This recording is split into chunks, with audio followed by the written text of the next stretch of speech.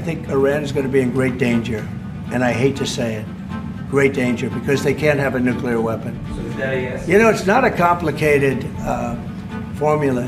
Iran cannot have a nuclear weapon.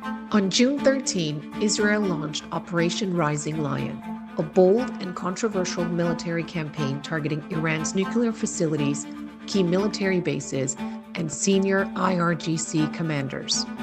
The strike reportedly killed high-ranking officials and scientists. In response, Iran launched over 100 missiles and drones towards Israeli cities like Tel Aviv and Haifa, killing civilians and damaging infrastructure. By day 4, the conflict had drastically escalated. Iran had fired over 370 aerial weapons, causing dozens of deaths and hundreds of injuries in Israel. Israel countered with renewed airstrikes targeting missile launch sites and military installations inside Tehran, prompting evacuations and widespread civilian fear. Meanwhile, the U.S. deployed destroyers and Patriot missile batteries to the region. While President Trump and key Senate leaders denied involvement in Israel's initial strikes, multiple sources confirmed that U.S. military assets helped intercept some of Iran's retaliatory missiles. So, how is the world reacting to all of this? The United States so far has officially distanced from Israel's action, but is clearly preparing for escalation. President Trump warned Iran that attacks on U.S. interests would trigger a response. European Union, such as the EU and G7, called for immediate de-escalation.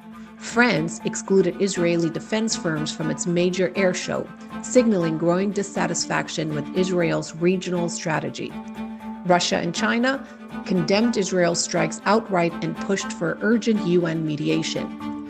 Middle Eastern partners, countries like Jordan, Iraq, Pakistan, and Malaysia, publicly supported Iran's right to retaliate and condemned Israel for sparking the confrontation. Mass protests have erupted across Europe, Latin America, and even parts of the US, condemning Israel for what many are calling disproportionate force and violations of international law in Gaza. Humanitarian groups continue to decry civilian casualties, and critics argue that Israel, not Iran, is the main regional aggressor.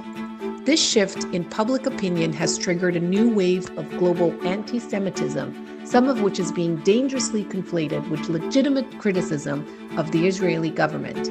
This nuance is not lost on observers, but the messaging is clear. More and more people are equating Israeli military actions with Western hypocrisy on human rights. Iran has seized this global discontent to frame its retaliatory attacks as acts of solidarity with Palestinians. Tehran is intentionally tying the United States to Israel's behavior, aiming to expose American support on the global stage, increase pressure on Washington to distance itself from Israel, amplify criticism within the U.S. that this is not America's war. For Iran, this is not just about missiles. It's about winning the diplomatic war. If Iran succeeds in forcing U.S. leaders to rebunk or restrain Israel, it would represent a shift in Middle Eastern power dynamics and a symbolic victory for Iran in the battle for global public opinion. Bottom line is this.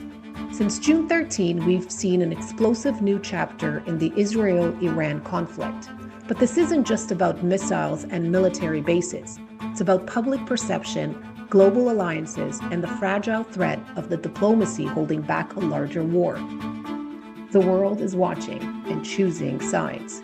As the United States inches closer to the fire, many Americans are beginning to ask, is this really our fight?